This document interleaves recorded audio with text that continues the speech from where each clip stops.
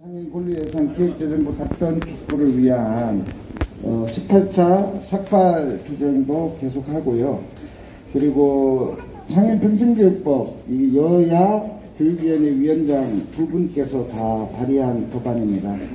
이 법안을 바로 속히 좀 통과시켜서 이 4월 임시국회에 통과시켜서 좀 이 장애인의 평등교육의 권리가 보장될 수 있기를 촉구하는 기자회견입니다. 그리고 오늘 기자회견과 삭발식을 마치고 저희는 한국 방향으로 해서 동대역까지, 오늘은 해화역이 아니라 동대역까지 가서요.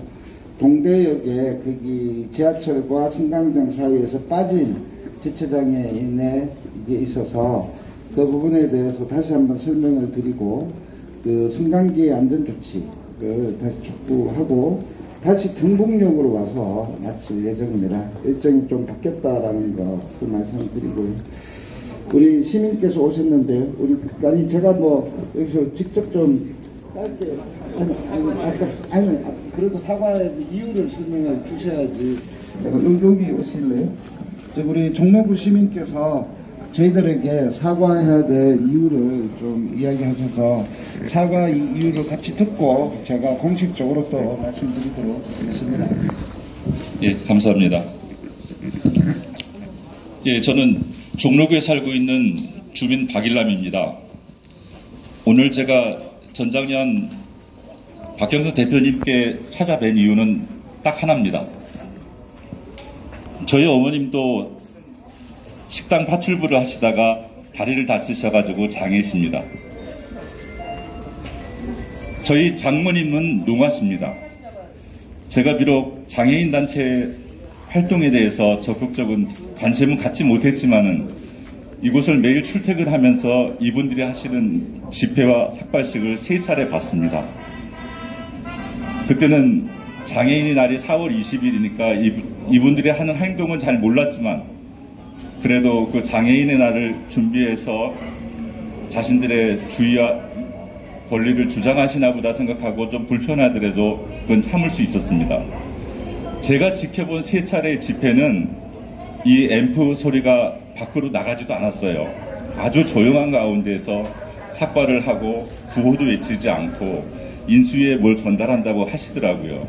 그래서 그걸 보고 좀 늦고 불편해도 참았었는데 어제는 그게 아니었습니다. 어제 같은 경우는 제가 여기서 제가 출퇴근길이 1시간 40분 걸립니다. 환승을 하고 가는데 여기서 강남역에서 또 환승을 해야 됩니다. 평상시에 40분이면 가는 거리를 1시간 40분이 걸렸습니다. 계속 지하철역에서는 방송이 나오더라고요. 발차 대기 명령이라고. 그래서 그걸 보고도 뭐 지각한 것은 가서 관계자한테 말을 하면 되지만 이게 왜 이런 일이 있었나 해서 무슨 사고가 난지 알았었어요. 근데 점심시간 때 신문 기사를 보니까 이 대표님께서 직접 탑승을 하시면서 그 저지를 하는데 그 사진이 가슴 아픈 사진이어도 불구하고 저한테는 화가 나는 사진이 돼버렸습니다. 왜 그러냐면은 그동안에는 차분하게 자신들의 주장을 했는데 왜 하필 장애인의 날이 지난 다음 날부터 이렇게 강경하고 불법적인 행동을 여러 사람에게 피해를 입긴 하죠. 그러니까 제가 제 개인적인 경험도 있지만 참을 수가 없었어요. 그래서 어제 직접 와가지고 역장한테 항의를 하러 갔어요. 불법이랍니다. 역 군내에서는 일체 집회를 할 수가 없대요. 그래서 왜 그럼 그분들이 어제 저거 했냐니까 여러 사정을 얘기하더라고요. 그래서 제가 그랬어요. 저는 불법인지도 몰랐어요. 그래서 양해를 받고 이 정도로 사회에서 관심을 가지고 들어주고 주장을 하는데 왜 갑자기 강경한 방법으로 이렇게 하는가. 근데 이걸 또 계속 하신다고 그러더라고요.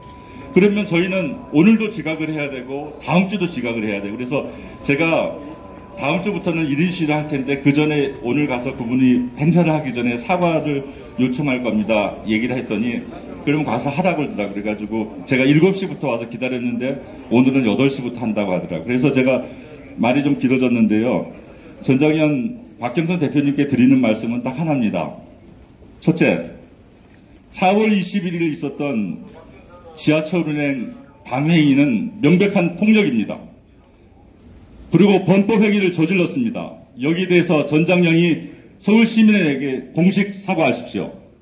둘째, 전장령의 정당한 주장이 있다면은 왜 특정 시기는 조용한 집회를 하시다가 이렇게 강경한 것을 앞으로 하시겠다고 하는지, 그 입법을 위해서 국회나 혹은 집권 여당에 찾아가서 이 청원을 할 수는 없는지, 다시는 절대 이 지하철역에서는 이런 행위가 이루어지는 안 된다고 생각합니다. 마지막 세 번째입니다.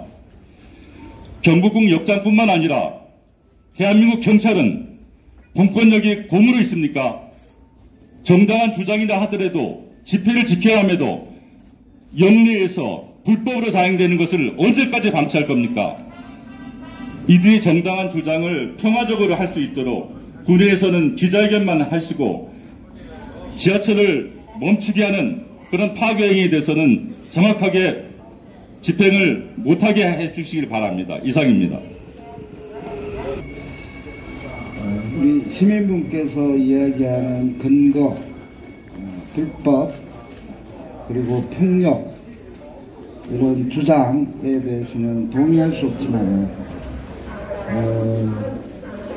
출근길에 시민들의 불편함을 끼친 것에 대해서는 매번 저희는 사과하고 죄송한 마음을 금할 수 없다라고 또 무거운 마음으로 말씀을 드렸습니다.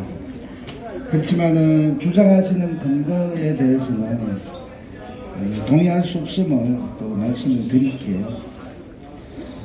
불법 여부는 사법부에서 판단하는 문제입니다. 그래서 저희는 2001년도부터 저희는 이렇게 이 문제를 이야기해 왔다라는 걸 다시 한번 말씀드릴게요. 그리고 21일부터 강경하게 한 것이 아니라 우리는 2001년도부터 지하철로까지 내려가면서 신사설까지 묶어가면서 강경하게 했던 역사들이 있고, 그럼에도 불구하고 장애인들의 이동할 권리를 이 대한민국 사회는 지키지 않았습니다. 저는 벌벌 떨고 있으면 먼저 말씀을 드릴게요. 그 사법적 질서가 얼마나 장애인들의 권리를 외치는 것까지 그렇게 이야기한다면 그건 정부가 선택할 문제겠죠. 그런 것 좀 이해해 주십시오. 또 하나는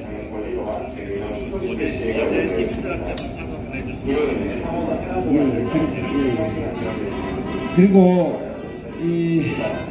저희가 이렇게 이야기하는 것은 어제 하루 만에 이야기가 아니라 12월 3일부터 저희는 했고, 어떤 정권이 오든지 간에 저희가 외쳤던 진실이고 객관적인 사실이라는 것, 그리고 저희가 하고 있는 것들에서는 계속적으로 저희의 홈페이지나 이런 것들 좀 알려드리고 있습니다. 그걸 좀 잘 보시면 보시고요.